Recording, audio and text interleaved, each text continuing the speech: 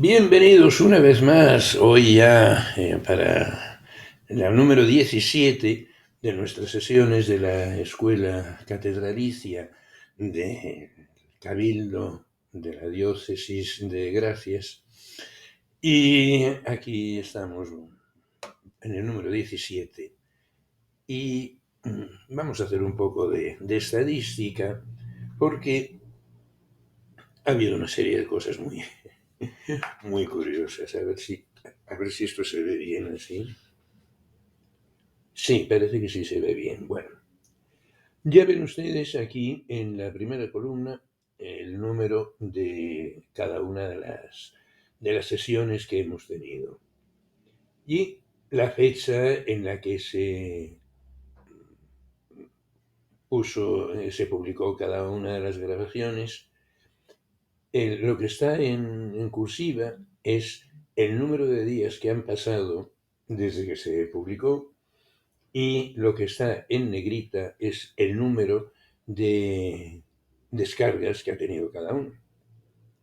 En total hemos tenido 459 descargas. Ahora, hay una cosa verdaderamente sorprendente, si se fijan ustedes. La última de las grabaciones que hemos tenido, la número 16, que fue el día 28 de diciembre, el Día de los Santos Inocentes, pero no debió ser por eso, ha sido casi de las que más descargas han tenido. 22 en 5 días. Y luego la otra columna es el resultado de dividir el número de descargas que ha habido por el número de días. Y entonces, en 5 días ha tenido 22 descargas.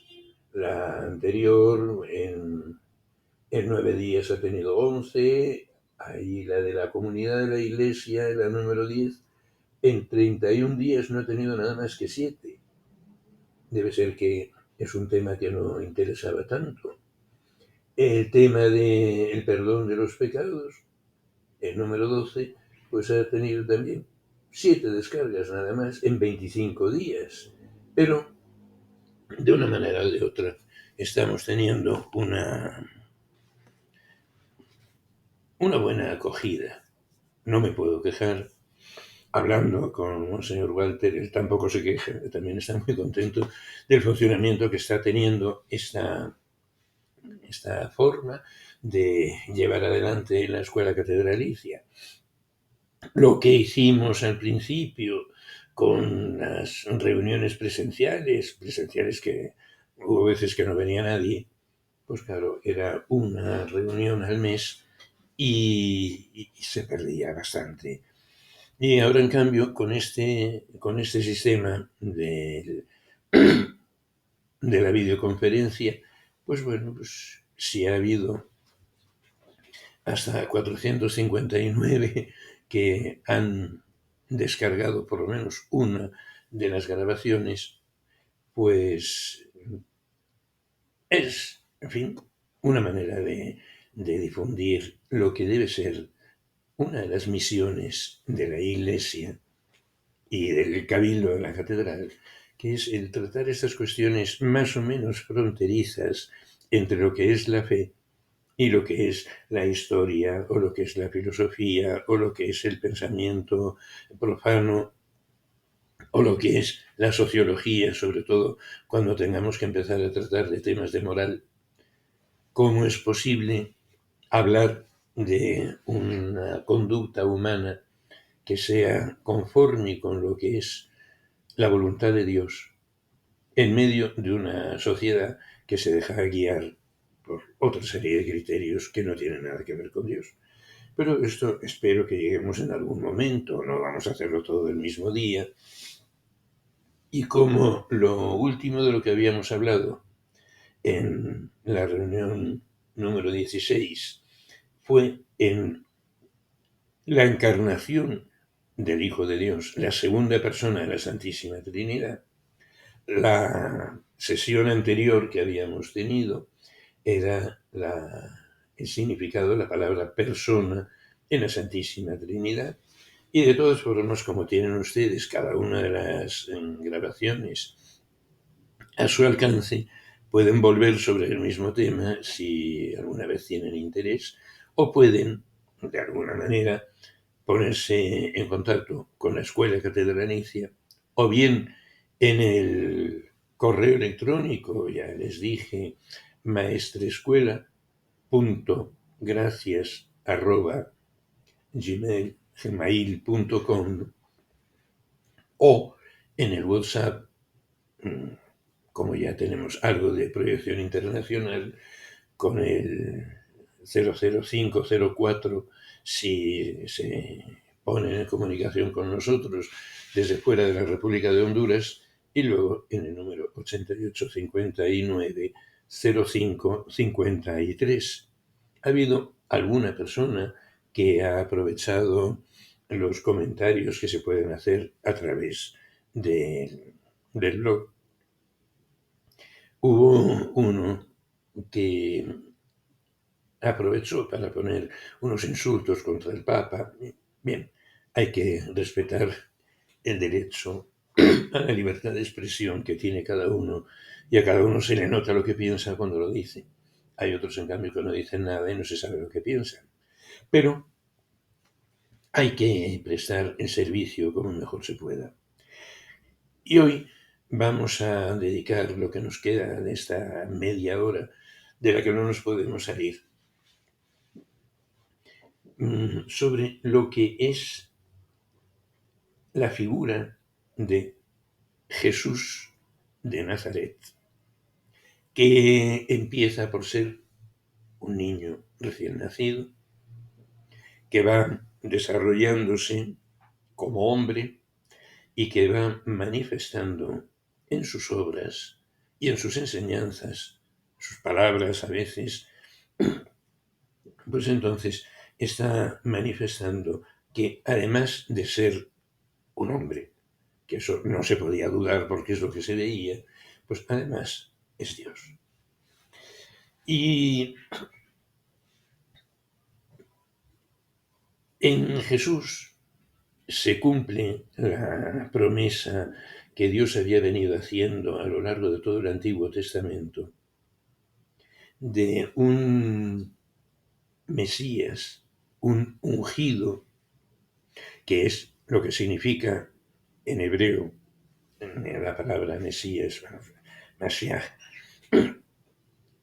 y que es lo que, cuando se escribe en griego para los cristianos de lengua griega, que fueron un poco pues como la primera expansión del cristianismo, pues entonces ungido en griego se dice Christos, y entonces el decir el ungido, el Mesías o el Cristo es lo mismo dicho en tres idiomas diferentes.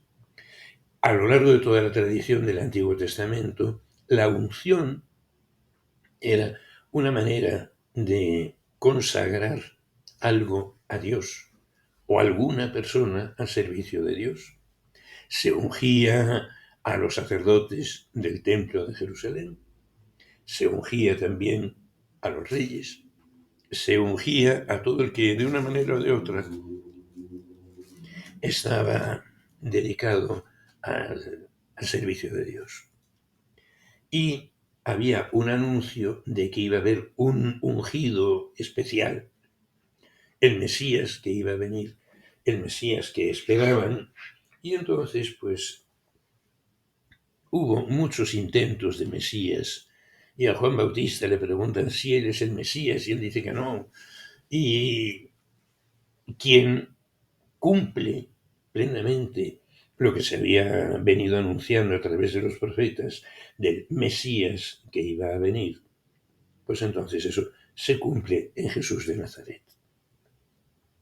Por eso, entre nosotros se le ha empezado a llamar Jesucristo, Jesús el ungido, con la primera parte del nombre, Jesús, que es el nombre que le dijo el ángel Gabriel a la Santísima Virgen María cuando la Anunciación, que le pusiera como nombre Jesús Yeshua, que significa Dios salva, y dice, ponle por nombre Jesús, porque Él salvará a su pueblo de sus pecados. Claro, nosotros leyéndolo en español no entendemos lo que significa porque hay que poner a Jesús, porque salvará a su pueblo de los pecados, pero sabiendo lo que significa la palabra en su origen, se entiende bastante mejor. Y Jesús, cuando habla de sí mismo, dice el Hijo del Hombre, que llamarse uno el Hijo del Hombre era como en nuestro lenguaje habitual en español, cuando uno no quiere decir yo, porque puede parecer que es una forma muy orgullosa de presentarse, y dice un servidor, este servidor. Bueno, pues en el arameo que se hablaba en tiempos de Jesús, esa forma humilde de presentarse, no prepotente, pues era decir, el Hijo del Hombre, este Hijo del Hombre. Y entonces, cuando nos encontramos nosotros ahora en las traducciones en español del Evangelio, cuando dice que el Hijo del Hombre no ha venido sino para él presentándose como Hijo de Dios Padre, aun siendo humano, aun siendo hombre, pues entonces él habla de que no puede hacer más que lo que el Padre le ha encargado cuando le ha enviado. Y luego lo que sí dice es que entre el Padre y él enviarán al Espíritu Santo. Y dice, Él les enseñará todo lo que ahora no les puedo enseñar yo, porque ustedes no lo iban a entender o no lo iban a comprender, o son cosas que sucederán más adelante. Y entonces, él siendo visiblemente un hombre más, sin embargo, actúa como Dios. Una de las primeras veces que le vemos actuar como Dios es cuando la curación del paralítico. Él está dentro de una casa y hay un grupo de personas que le están escuchando. Y 4 que conocían a un paralítico le llevaban entre los 4 en una camilla a ver si lo ponían delante de Jesús, a ver si Jesús lo curaba. Cuando llegan no podían entrar en la casa y entonces ya saben la historia. Se suben al techo de la casa, quitan unas tejas, unas losas y entonces abren un boquete y por ahí descuelgan con cuerdas la camilla del paralítico y la ponen delante de Jesús. Y claro, todo el mundo mirando. ¿Qué pasa estos aquí? ¿Qué hacen? Se han vuelto locos. Y entonces, cuando le ponen el paralítico delante, Jesús le dice lo que nadie se esperaba que fuera a decir. Dice, confía, hijo, tus pecados quedan perdonados. Los fariseos y los escribas que estaban allí me empiezan a decir, este blasfema, ¿quién puede perdonar los pecados nada más que Dios? Y entonces Jesús les dice, ¿qué es más fácil? Decirle algo que no se va a ver si se cumple o no se cumple. Nadie ve los pecados, nadie ve el arrepentimiento, nadie ve el perdón, no se nota así desde fuera. ¿Qué es más fácil? ¿Decir una cosa que no se va a ver el resultado o decir una cosa que sí se vería el resultado? Pues para que vean que el Hijo del Hombre, dice él hablando de sí mismo, tiene poder en el mundo para perdonar los pecados, ahora le dice al paralítico, ahora levántate, agarra tu camilla y vete a tu casa. Y el paralítico se levanta, agarra la camilla y se va. ¿Para qué le dice que se vaya a su casa? Pues para que, al tener que atravesar Cafarnaún, los que le conocían y sabían que era paralítico y que tenía que andar con una camilla, que tenían que llevarle en una camilla, le ven que lleva la camilla debajo del brazo o encima del hombro, pues claro, se dan cuenta de que haya pasado algo inexplicable. Ahora, ¿en qué consiste más la enseñanza que quiere dejar Jesús ahí? En que vean que Él tiene poder para perdonar los pecados.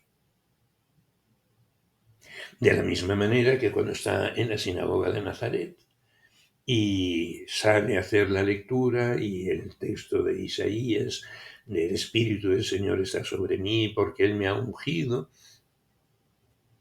Mesías, y me ha enviado, y, y como Nazaret estaba ni cerca ni lejos de Cafarnaún, y se habían enterado de lo que había hecho en Cafarnaún, de los milagros que había hecho, dice, me dirán ese refrán, médico, cúrate a ti mismo, lo que has hecho en Cafarnaún, hazlo aquí también nosotros, como para decir, si conseguimos que el pueblo donde él se ha desarrollado y ha crecido, en nuestro pueblo, se convierte esto en la capital de los milagros y empieza a venir gente a Nazaret que nadie sabía lo que era aquello, dice, me diréis esto, médico, cúrate a ti mismo, y que nunca un profeta ha sido bien recibido en su tierra, y entonces ahí se cumple, porque le agarran, le sacan de la sinagoga, lo llevan a un precipicio que había allí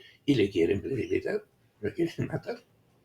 Y él se abre paso por el medio de ellos y no se vuelve a mencionar ni una sola vez en el Evangelio la palabra Nazaret. No consiguen precipitarle como querían, que para eso lo habían llevado hasta allí, pero él consigue salvarse y se va y no vuelve. Es verdaderamente impresionante. Ese irse, ese alejarse Jesús, cuando manifiesta que se ha enterado de que le están echando, que le están expulsando. Y en vez de expulsarle por el precipicio, sale caminando por el medio de ellos sin que nadie le diga ni le haga nada. Y ahí lo que San Juan en el Evangelio dice que es el primero de los milagros que hizo, el primero de los signos que hizo, por lo menos delante de San Juan, que San Juan escribe su Evangelio articulado en 7 milagros, uno detrás de otro, que el primero es el cambiar el agua en vino en las bodas de Caná. El séptimo de los milagros es su propia resurrección. Va como de menos a más. Y entonces San Juan dice que al ver aquello creció la fe de sus discípulos en él. O sea, ya algo de fe o de admiración eso tenían. Pero claro, cuando están invitados a una boda y no se dan cuenta de que los invitados a la boda habían bebido más de lo que habían calculado los esposos y el organizador del banquete.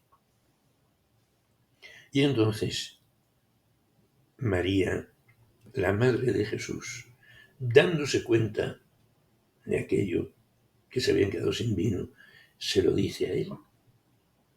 Y Jesús le contesta, mujer, no ha llegado mi hora. Y entonces la Virgen, que lo entiende, hace que llegue la hora. Porque si Jesús hace un milagro ahí así de cambiar el agua en vino sin que nadie se entere, pues sí, es una manifestación de su poder. Pero María le dice a los sirvientes, hagan lo que Él les diga. Claro, con eso Jesús quedaba en la situación de poder o de tener que decir algo. Y dice, bueno, hay unas tinajas ahí, eran como de 100 litros cada una, y dice, llénenlas de agua. Y entonces las van llenando de agua, y las van llenando de agua, y las van llenando de agua. ¿Se imagina lo que tendría que ser desde el pozo, desde la fuente, llevando en recipientes que se pudieran llevar de un sitio a otro, vamos, no ir con una cisterna de rastra como las que vemos nosotros aquí por nuestras carreteras de vez en cuando. Pues entonces, el ir con eso, con agua y llenando 500 litros de agua o así, vamos, lo que tardarían pasando a través de los convidados del banquete y tal, y llevando agua, y llevando agua, y llevando agua. Y cuando ya las habían llenado hasta el borde, dicen, ahora saquen algo de agua y llévenselo al organizador del banquete. Por ahí podríamos haber empezado, ¿no? Y el organizador del banquete prueba el agua convertida en vino y entonces le llama al esposo y dice, otros sirven primero el vino bueno y luego ya cuando los invitados no se dan cuenta de lo que están bebiendo, entonces saca el peor, pero tú has guardado el vino bueno para el final, con todo lo que habían bebido los otros. Pues sin embargo, a pesar de los cálculos, se habían bebido el vino que había organizado el esposo y se habían encontrado después con un vino que era muchísimo mejor. Y escribe San Juan en el Evangelio, este fue el primer signo que hizo Jesús delante de sus discípulos y creció la fe de sus discípulos en él. Algo tenían como de curiosidad, este hombre pues sí, habla, enseña, pero es especial, es especial. Pero claro, lo de cambiar el agua en vino así, de esa manera, delante de ellos que lo estaban viendo, como era agua lo que estaban trayendo los pobres de los sirvientes, el tiempo que tardarían en llenar de agua las 5 tinajas de 100 litros cada una. Pues entonces, eso va haciendo que crezca la fama de él entre sus discípulos, entre los que se le van acercando, unos por curiosidad, otros como Nicodemo, que va de noche para que no se enteren de que había ido a consultarle. Y entonces, así se va organizando ese grupo alrededor de Jesús. Hay algunos que asisten a más de sus milagros. Otros a lo mejor asisten a uno solo y va creciendo esa fama. Y después, cuando ya Jesús ha muerto, crucificado, ha resucitado, ha subido a los cielos y ha enviado junto con el Padre al Espíritu Santo, entonces la Iglesia empieza a predicar. Y lo explican cada uno como mejor sabe. Y de los que lo escuchan, lo aceptan según lo entienden. Y enseguida empieza a haber interpretaciones que no coinciden unas con otras. Y la primera dificultad que se encuentran es cómo es posible que sea al mismo tiempo Dios y hombre. Y entonces hay unos que dicen que no, que es solo hombre y que Dios actúa en él pues como había actuado con los profetas.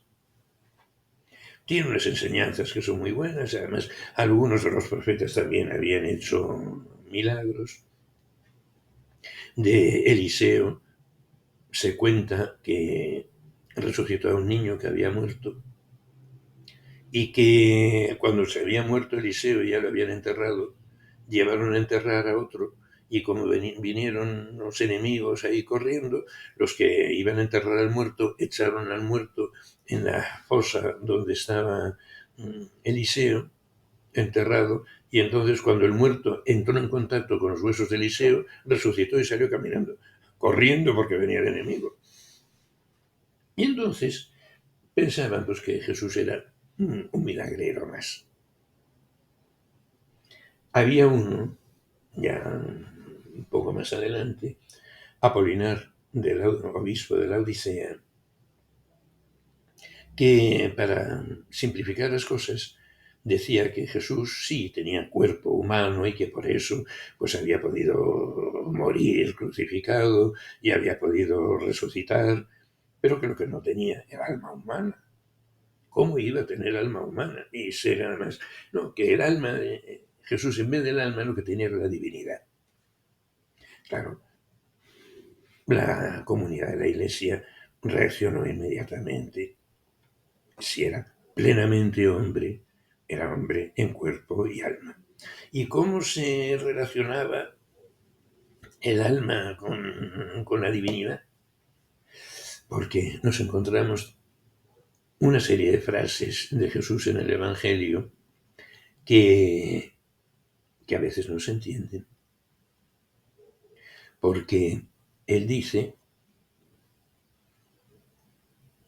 que él no ha venido a hacer su voluntad sino la del Padre que está en los cielos. Y eso dice, eso no lo sabe el Hijo, sino solamente lo sabe el Padre.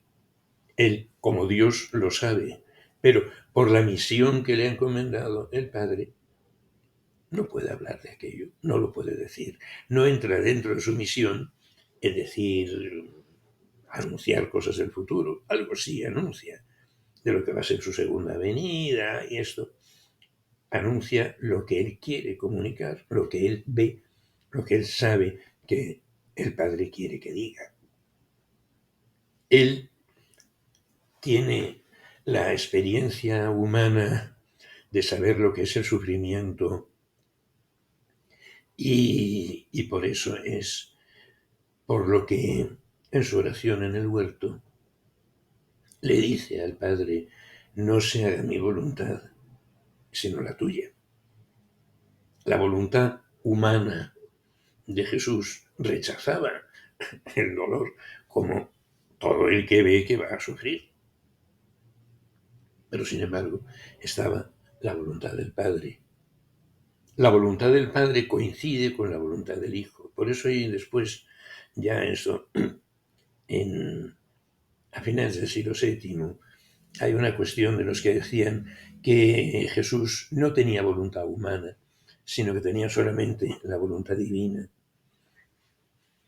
Y bueno, pues la Iglesia tuvo que reaccionar diciendo que Jesús tenía una voluntad humana como hombre y una voluntad divina como Dios, y que ponía de acuerdo las dos voluntades, pero que humanamente tenía que querer una cosa u otra. Nuestra voluntad se orienta por lo que nos presenta nuestro entendimiento como bueno, y así queremos lo que nos parece que es bueno. Pero y está también la voluntad de Dios Padre. Y siendo un mismo y único Dios, la voluntad del Hijo coincide con la voluntad del Padre y obedece al Padre. Y por eso acepta hasta la muerte y una muerte de cruz. Y tendremos que seguir en otro encuentro porque ya vamos con 28 minutos pasados y que no se me vaya a cortar la grabación. Muchas gracias por su atención y que el Señor les bendiga.